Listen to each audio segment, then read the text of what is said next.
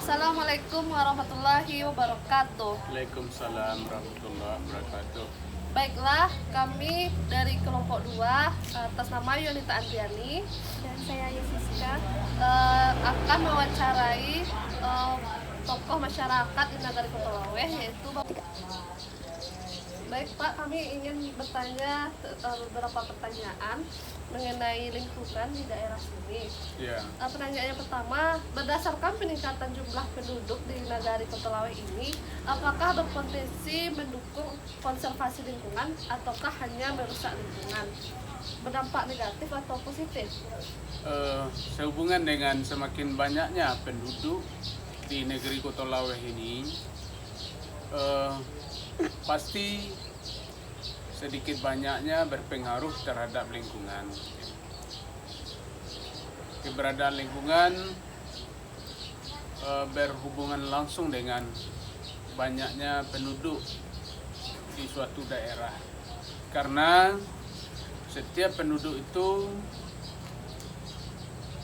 ada yang menghasilkan sampah setiap hari, ada yang membuat kotoran, memanfaatkan air dan sebagainya, sehingga mencemari lingkungan. Juga banyak yang berdampak negatif daripada positifnya. Contohnya dengan membuang sampah sembarangan, masyarakat bisa nanti mencemari lingkungan air, mencemari tanah, dan ada yang membakar sampah. Sampah dibakar juga bisa menimbulkan asap yang mencemari udara. Jadi semakin banyaknya penduduk suatu negeri, khususnya di negeri Kotolaweh ini, maka lingkungan semakin banyak yang tercemar dan rusak. Jadi lebih banyak berdampak negatif itu ya Pak bagi Iya. lingkungan. Ya, banyak. Ya, juga bergantung pada pengetahuan manusia itu sendiri terhadap pentingnya lingkungan. Terutama sekali di negeri Kotolaweh ini, taraf pendidikan masyarakatnya masih rendah, sehingga kurang peduli terhadap lingkungan. Gitu, ya. Lah, ya. Baik Pak, tentang masyarakat yang memanfaatkan lingkungan ini. Bagaimana masyarakat di daerah Kotolaweh ini memanfaatkan lingkungan secara lestari? Begini ya, di negeri Kotolaweh belum semua masyarakat bisa memanfaatkan lingkungan, terutama sekali untuk kelestarian lingkungan. Baik Pak, sehubungan dengan pemanfaatan lingkungan, bagaimanakah cara masyarakat di daerah Kotolaweh ini lingkungannya secara lestari Pak? Di negeri Kotolaweh ini belum semua masyarakat pandai memanfaatkan lingkungan secara lestari, karena taraf pendidikan orang-orang di negeri Kotolaweh ini masih rendah. Jadi kurang begitu peduli terhadap lingkungan di negeri Kotolaweh ini. Kemudian sehubungan dengan mata pencariannya di negeri Kotolaweh ini, kebanyakan orang-orang itu bertani dan berkebun. Mau tak mau orang itu pasti mengeksploitasi lingkungan setiap hari. Banyak yang merusak lingkungan daripada memperbaiki dan melestarikan lingkungan. Umpamanya menebang pohon untuk keperluan pembuatan untuk kayu bakar, ya. Kemudian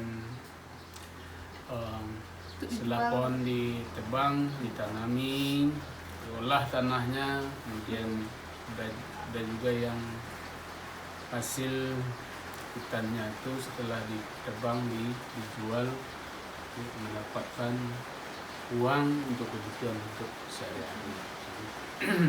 Jadi pada umumnya di negeri Kotolaweh ini belum semua masyarakat memahami pentingnya lingkungan dan memanfaatkan lingkungan dengan sebaik-baiknya, sehingga kelestarian lingkungan di negara Kepulauan ini semakin terancam dari hari ke hari.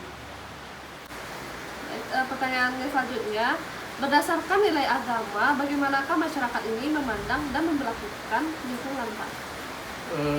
Berdasarkan nilai agama atau ajaran agama, seharusnya menurut agama kan setiap kita harus menjaga lingkungan dengan sebaik-baiknya, karena manusia itu tidak bisa hidup dengan sendirinya tanpa adanya lingkungan yang dikelola dengan sebaik-baiknya.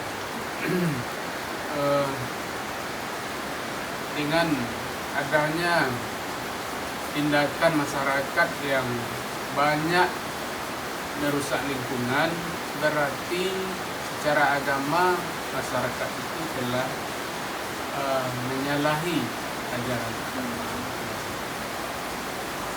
Karena di dalam ajaran agama kita kan disuruh untuk memanfaatkan dan memberdayakan lingkungan dengan sebaik-baiknya untuk pemenuhan kebutuhan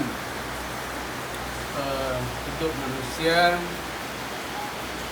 juga untuk anak cucu kita nantinya. Jadi sebetulnya kita memiliki nilai moral untuk bisa melestarikan lingkungan di mana kita berada. Sebab sesudah kita ada generasi berikutnya yang akan memanfaatkan lingkungan ini. Jadi secara agama banyak manusia atau masyarakat di negeri ini yang telah menilai ajaran agama karena telah banyak merusak lingkungan.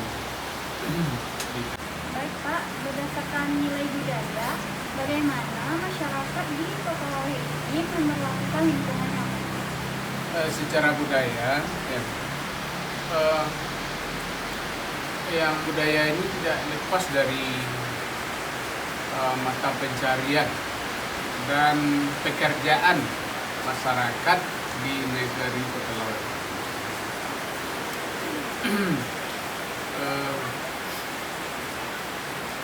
Secara harfiah, manusia ini kan banyak kebutuhannya, kebutuhan makanan, kebutuhan keuangan lah ya. Cara apa? Ya, keuangan.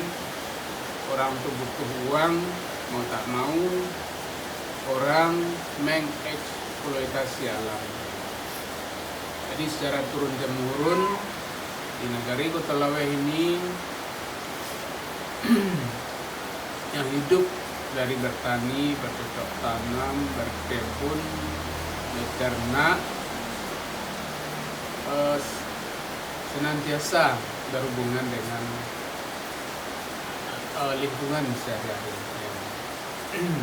Jadi itu sudah tradisi sejak nenek moyang kita dahulu di Kepulauan ini.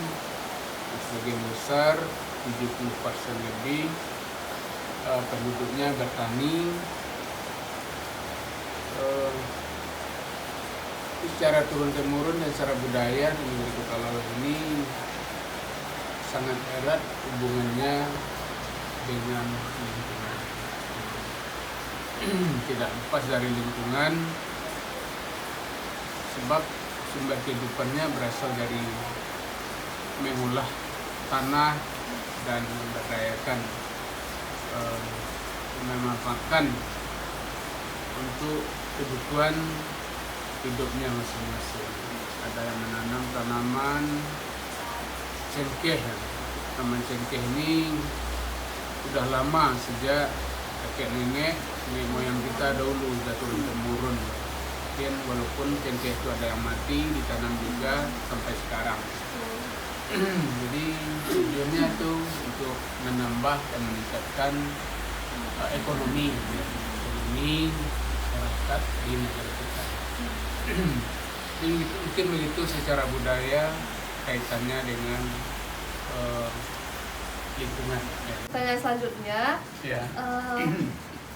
Apakah negari ini sudah seimbang antara lingkungan dan pembangunan, dan apa dampaknya bagi ketersediaan air dan pangan di negari ini, Pak?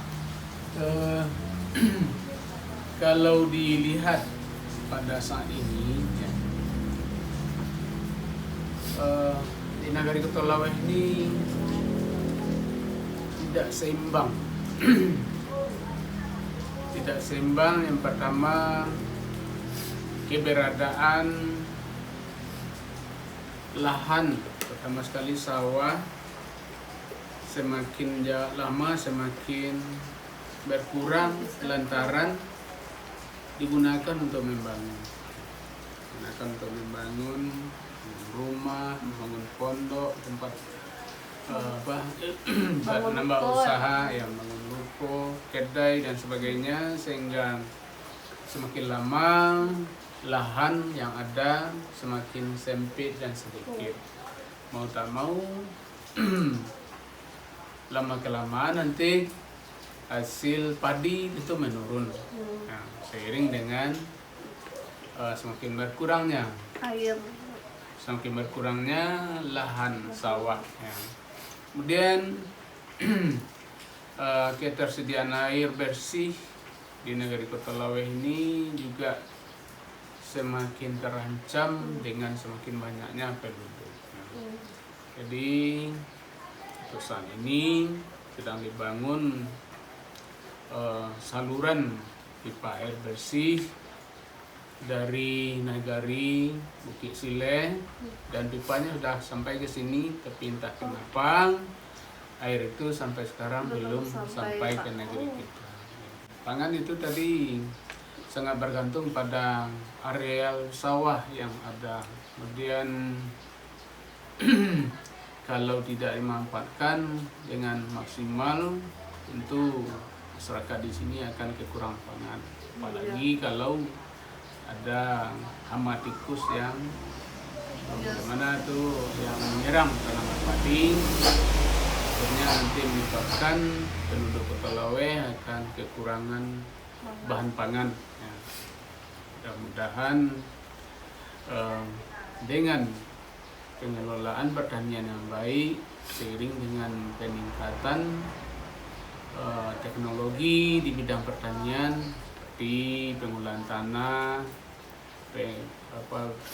pengadaan pupuk, yang kemudian perawatan tanaman, tidak begitu gentara kekurangan bahan pangan di negeri Kepulauan. Bahkan negeri kita ini surplus bahan pangan, ya.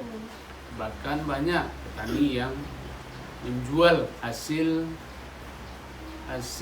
taninya berupa padi atau beras yang dijual ke pasar Bukit Sileh untuk ditukarkan dengan bahan kebutuhan sehari-hari. Soalnya masyarakat di sini tergantung pada penghasilan padi ya, Pak? Padi ya. Termasuk sekali padi di sini. Kemudian ada juga lahan pertanian di sini yang diolah untuk tanaman bawang, cabai, wortel, juga palawija lainnya, tomat, dan ubi kayu, ubi jalar, jagung juga. Ya. Jadi sudah divariasikan pertanian, ya. Kalau tidak semata padi saja, juga tanaman-tanaman lain. juga, ya. Yang namanya seimbang itu lingkungan yang seimbang semakin maju negeri, semakin banyak penduduk, yang seimbang itu semakin jauh. Payah untuk seimbang. Gitu. Payah untuk mencapai lingkungan yang seimbang. Sangat bergantung sekali terhadap perilaku masyarakat di tempat.